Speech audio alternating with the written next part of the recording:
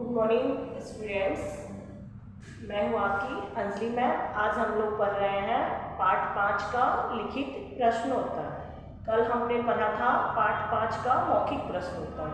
तो हमें आशा है कि आपको वीडियो थोड़ा गड़बड़ दिखी होगी, लेकिन उसमें मैंने पूरा क्वेश्चन आंसर लिख दिया था कि आप उसे फेयर की कॉपी में बना लिए होंगे और बना के उसे याद भी करेंगे। फिर जब स्कूल खुलेगी तो फिर आपको ये दोबारा फिर से लिखा दिया जाएगा, क्योंकि आधा बच्चों ने हमें बनाए होंगे, आधा नहीं बनाए होंगे। तो अभी आप लोग अपना काम जो मैं दे रही हूँ तो अपना काम ईमानदारी से करिए और उसे याद करिए। अगर मैं स्कूल खुलेगी तो पहले मैं पूछूंगी कि किसने किसने लिखा और किसने याद किया है। याद करने के लिए भी दिया जा रहा है साथ साथ, ठीक है। तो आइए लिखते हैं पाठ 5 का लिखित प्रश्नोत्तर। तो फर्स्ट प्रश्न में है, प्रश्न लंबा है ये।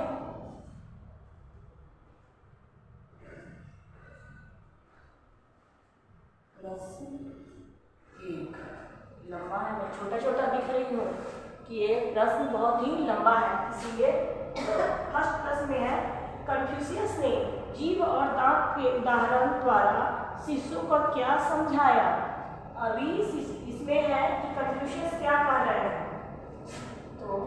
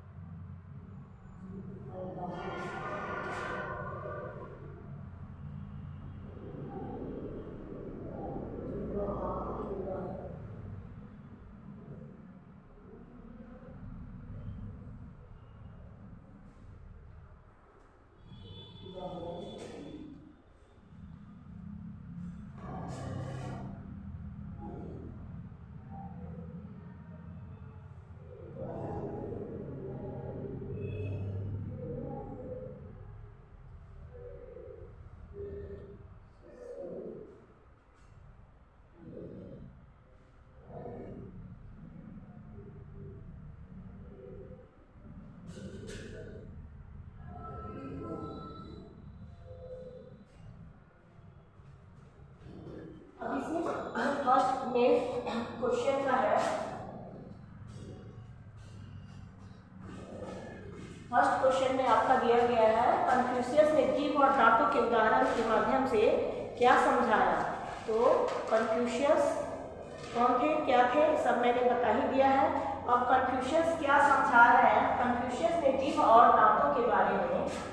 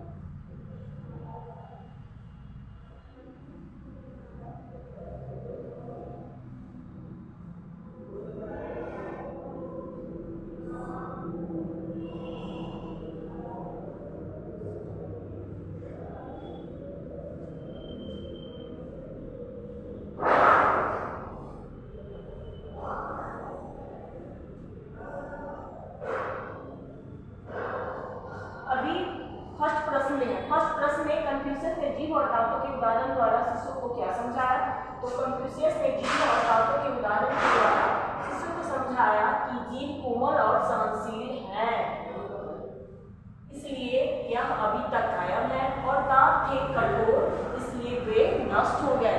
ये फर्स्ट का प्रश्न का आपका मैंने उत्तर लिखा। और अब सेकेंड का यानी दूसरा प्रश्न,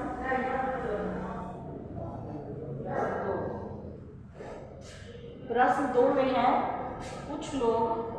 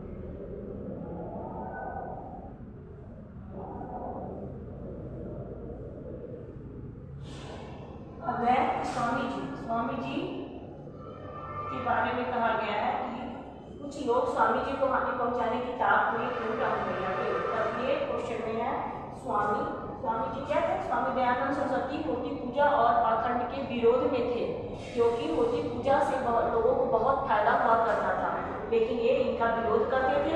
इसलिए क्या करते थे लोग, इनके पीछे हमेशा हानि पहुंचाने के पीछे लगे रहते थे। तो अभी आते हैं स्वामी जी।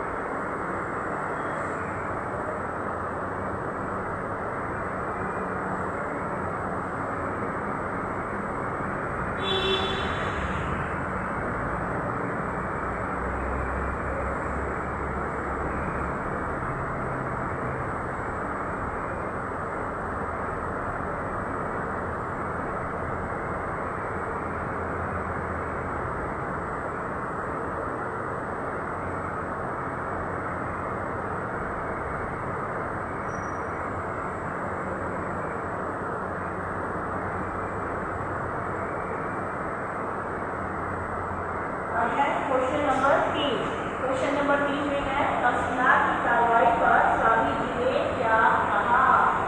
क्वेश्चन नंबर 3 का है तो ये तहसीलदार क्या करते थे, वो न्याय प्रेमी थे, उन्हें न्याय पसंद था, लेकिन हमारे क्या थे, स्वामी जी थे क्षमाशील, इसलिए क्या करते थे, यह लोगों को क्षमा कर दिया करते थे उनकी गलतियों का। तो वही है कि स्वामी जी ने कहा कि मैं संसार को बंदी बनाना नहीं, उसे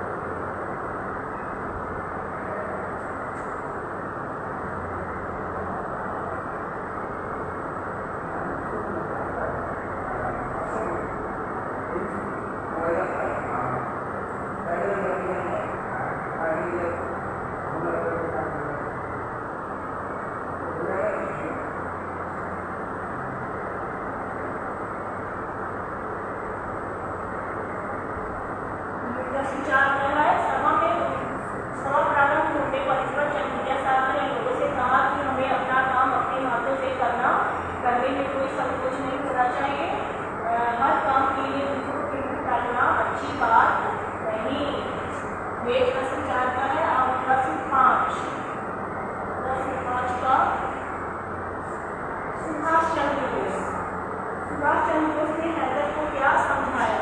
कहानी पढ़े हैं तो कहानी पढ़े तो ये सब आपको याद ही हो जाएगा। प्रश्न 5 में है ये।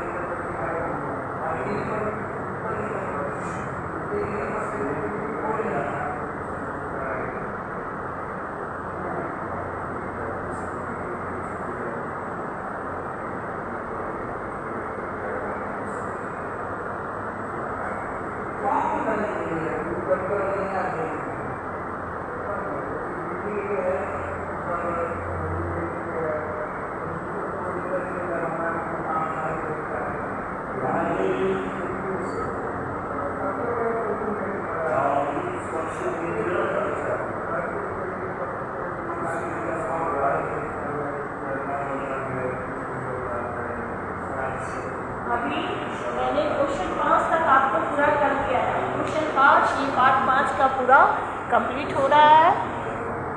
ये आपका मैंने पूरा लिखित प्रश्नोत्तर का मैंने पूरा लिख दिया है। पूरा लिखे इसमें प्रश्न 1 2 3 4 और 5 मैं एक बार आपको पढ़ के बता रही हूँ। पढ़ के बताने के बाद आप लोग इसे आशा है कि अपने पेयर की कॉपी में लिखेंगे और इसे याद करके आएंगे। तो आपका होमवर्क क्या रहा? आज का आपका होमवर्क है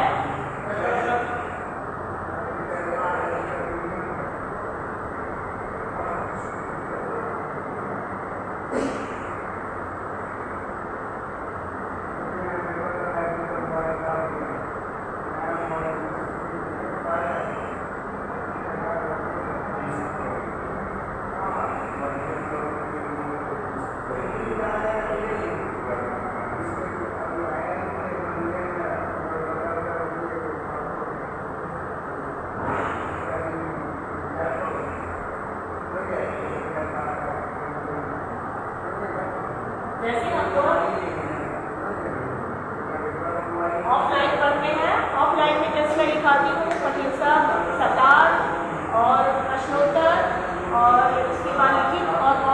बाद किताब में मैं करवाती हूँ। तो किताब में भरवाने वाले तो जब आप लोग इसको खुलेंगे तभी होगा, ताकि सबके पास किताब अवेलेबल होना चाहिए और मैं सबको करवा दूँगी। इसमें और है अभी आपका क्वेश्चन आंसर जो किताब में भरने वाला है, तो मैं आपको भरवाऊँगी इसको खुलने का। तो आशा है कि आप सब वीडियो को देखेंगे और देखने के बाद इसे फेयर कॉपी में बनाएंगे। चलिए मैं एक बार आपको पढ़ के बता रही हूँ ताकि आपको कोई दिक्कत ना हो। तो आइए पढ़ते हैं। ये आपका प्रश्न 1, कन्फ्यूशियस ने जीव और नाम के उदाहरण द्वारा शिष्यों को क्या समझाया? तो कन्फ्यूशियस ने जीव और नाम के उदाहरण के द्वारा शिष्यों को समझाया कि जीव बहुत असहनशील है, इसलिए यह उनका स्वयं है, और नाम के कठोर इसलिए वे नष्ट हो गए। इसलिए प्रश्न 1 में समझाया गया है कि हमेशा हमें अपने आप को क्या कोमल बना के रखें और अपने आप को सहनशील बना के रखें कि किसी भी परिस्थिति में हमको सहने की शक्ति मिले, हम अपने आप को सहनशील बना के रखें।